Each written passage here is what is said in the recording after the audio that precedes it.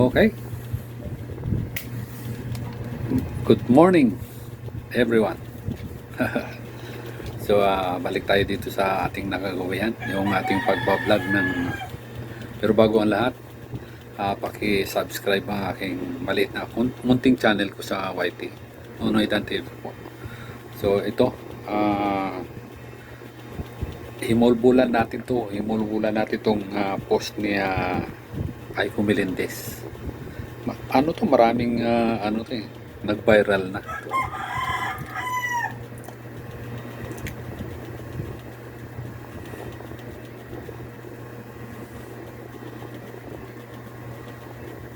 Okay. Kita nyo na. Sabi niya, ang batayan daw ni Aiko Melendez kung bakit si Sara Duterte ang gusto niya maging presidente. Kasi workaholic daw. Workaholic, trabaho, hindi puro salita. Puro trabaho daw ang ginagawa ni Sara Duterte. Yung sasabihin niya yung si Bongbong Marcos, wala namang ginagawa yan, nakatangod lang yan doon. Binabaha na yung ang Metro Manila. Walang ginagawa, walang trabaho. Puro salita lang. Ang daming dam na pinagawa niyan ni Bongbong Marcos. Si Sara wala ni isang poste ng poste para sa dam, sa proyekto, walang nagawa, walang ginawa. So paano nagtatrabaho ito? Kasagsagan ng bagyo, nandoon sa ibang bansa itong luka-luka na ito. Sabi ni Ramon Tulfo, si Montolpo, kapatid ni Erwin Tulfo, luka-luka daw ito si Sara Duterte. Trabaho ang ginagawa ni Sara Duterte, pero nandoon lagi sa Netherlands, sa dahig.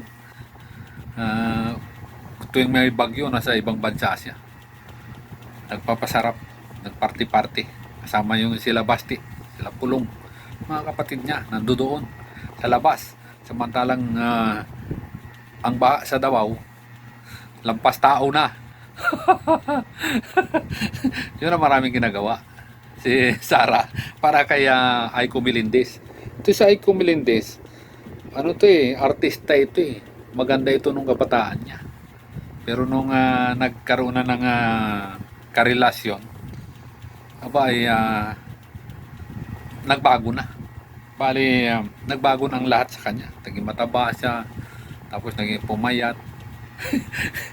Dahil sa karelasyon. Artista ganun talaga Hindi natin masisisi si Aiko Melendez kung sino ang pipiliin niya. Opinion niya yan karapatan niya pumili. Pero ang ating himulbulan lang, itong si Sara, puro daw trabaho. Nagtatrabaho ba si Sara? Sara Duterte nagtatrabaho ba? Ano bang ginawa nun? Bukod tanging vice president, ang ginawa trabaho ni Sara Duterte ay mangulikta ng mga confidential funds. Siya dating Vice President Jejomar Binay, walang confi yun walang confidential funds yun. Ganon din si Mayor Aline Robredo, dating Vice President, walang confi. Ito lang, bukod tangi na ito, si Sara Duterte ang nagkaroon ng confidential funds na pinayagan naman ng gobyerno. Di ba? Para hindi ko lang alam kung anong dahilan nila. Pero nung Vice Mayor pa ito sa Davao, kumukubra na pala ito ng confidential funds. Itong si Sara Duterte, so talagang ugali nito ang kumubra ng kumubra. At ang hirap idepensa ng nahirapan ng magdepensa kay Sara yung mga defense lawyer niya, yung 16. Nag-aang sila. Tapos matapang daw si Sara Duterte. Talagang matapang, hindi palusot. Talagang matapang si Sara Duterte. Nang umbag nga ito ng sheriff sa Davao sobrang tapang nito Grabe itong si Sara. Nanguumbag ito. Matibay ito. talagang matapang. Kung magmura nga sa presidente, ipagpapatay pa niya ang presidente. Talagang matapang. Pero, yung mga sinasabi niya, yung tapang niya, hindi daw nagpapalusot. Nagpapalusot na ngayon. Hindi niya sinabi daw, hindi daw niya ang bait ni, BBM. Kasama ko yan wala naman kaming personal na ganun yung salo niya kaagad eh.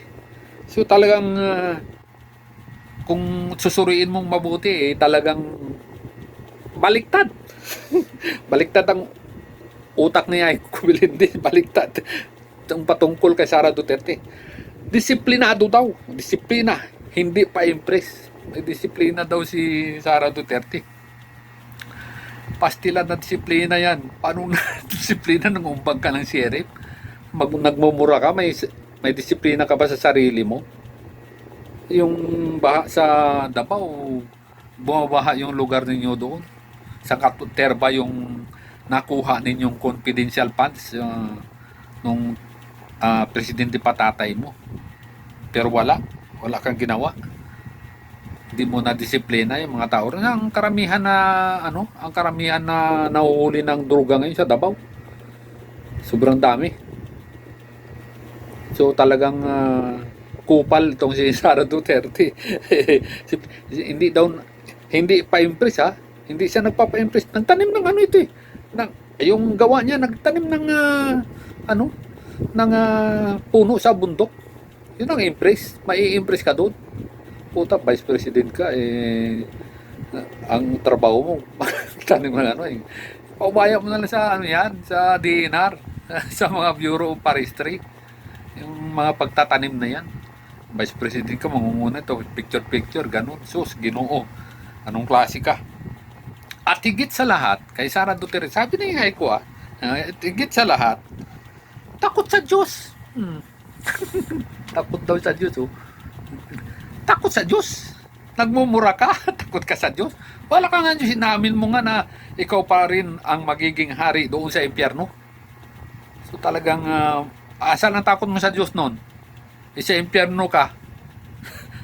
Grabe. Pareho kayo ng tatay mo, bangag na magsalita eh. Yung tatay digong mo, bangag magsalita. Putargis.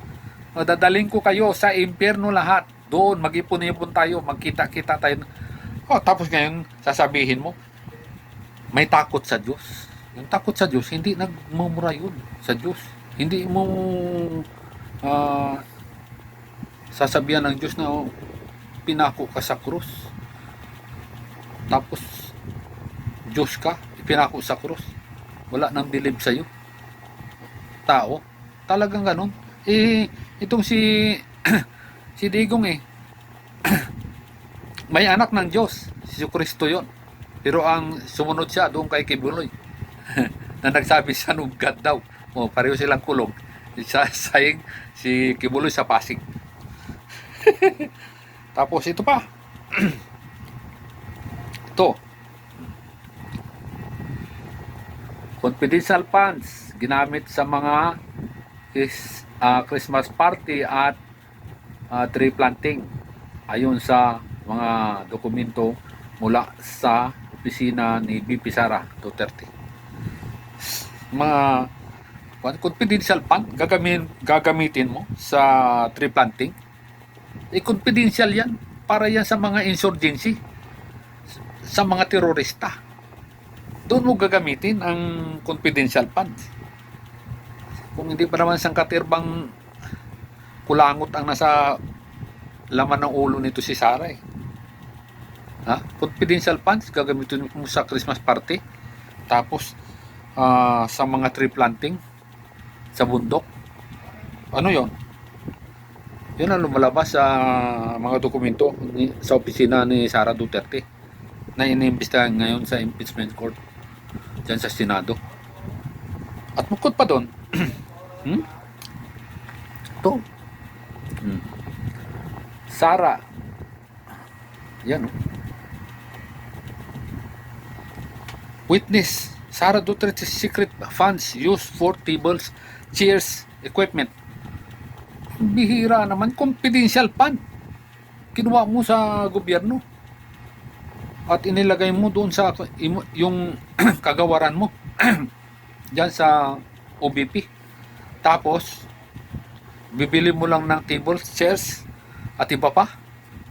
Confidential nga yun para yun sa mga Intel fans, sa mga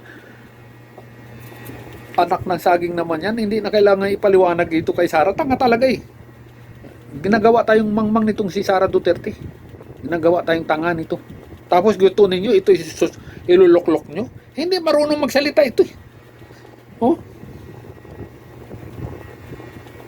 Related daw lahat sa national security yung confidential funds niya. Ha? Related lahat. Ang confidential funds niya. Bumili ng upuan, lamisa, nagpunta sa bundok, nagtanim, pastilan. National security yan. Kung national security, dapat sumusuporta ka sa laban sa China, sa WPS. Haniho, wala kang ginawa. Wala kang tapos confidential funds. So lahat talaga ng kabuktutan nandito kay Sara Tapos yung mga taga-suporta niya Sara tayo, putarang saan tayo pupunta niyan. Pambihira. Nakakalungkot. Na maraming mga yung taga-suporta niya, mga DDS, ang mga balingag, yung mga impacto.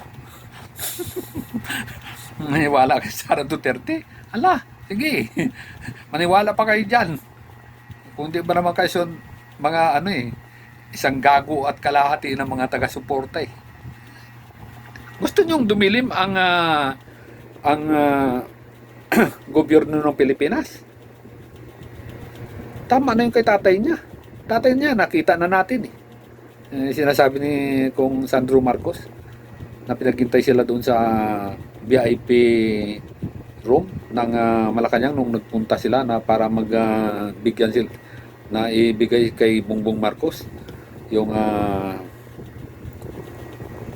suporta niya noong 2022. Pinaghintay lang. Tapos hindi nilabas ni Digong. 3 persona ang lumabas. Alam na this. Yung Inchik ang apelyido, yung isang mataba na habang nagsasalita sa entablado gumaganon. Saka isang butik Okay. So kayo kayong mga didiles, magsipagbago na kayo. Para lumunganag ang kinabukasan nyo, sa tama kayo pumunta. Mga ulaga. Nonoy TV sa YouTube, pakisuporta.